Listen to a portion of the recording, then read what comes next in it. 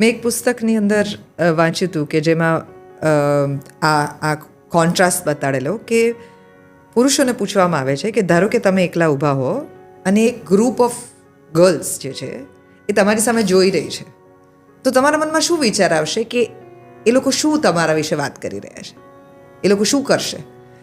તો એણે કીધું કે મને ચિંતા છે કે મારી પર હસશે.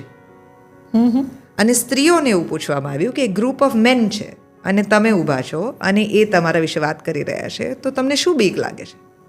And they said that we thought they will rape us or they will kill us or whatever else. Right? They didn't feel so safe. basically આ મારી પર હસશે is the worst that men can think of you.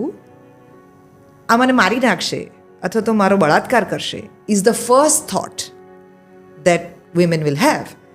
આ જે difference છે એ હજી પણ modern સોસાયટીની અંદર જ્યારે આપણે લોકો સાથે વાત કરીએ છીએ ત્યારે એમ કહે છે કે અરે તમે બધા ઇક્વલ જ છો ને, તમારી પાસે તો બધું હવે અવેલેબલ જ છે ને, તમારી પાસે એજ્યુકેશન પણ છે, તમારી પાસે બહાર જવા તમે કમાઈ શકો છો, તમારા પૈસા છે, તમારા નામે ઘર થાય છે, કાયદો તમારી સાથે છે, તો પછી તમારે આ બધી વાતો કરવાની હજી સુધી જરૂર કેમ પડે છે?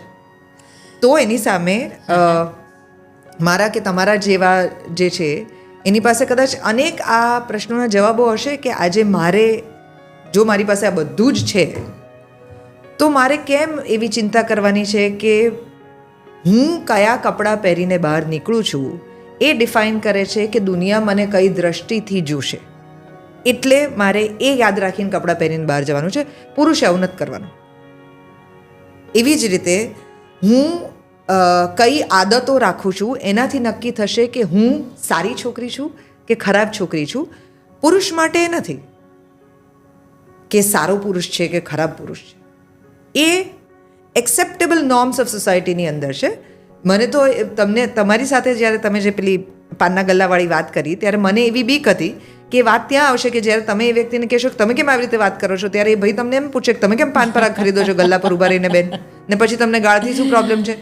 બિકોઝ જનરલી આ જ સીધી અને ઓબ્વિયસ આર્ગ્યુમેન્ટ છે સામે કે અમે જે કરીએ છીએ એ જ બધું તમારે કરવું છે. હું વર્ષોથી ગુજરાતમાં રહું છું અને હું બધાને એવું સમજાવું છું કે ગુજરાત સેફ છે, કારણ કે અહીંયા રાતના 2:30 વાગે પણ એક છોકરી બેકલેસ ચોલી પહેરીને 2 વ્હીલર પર નવરાત્રિમાં પોતાના ઘરે જઈ શકે છે.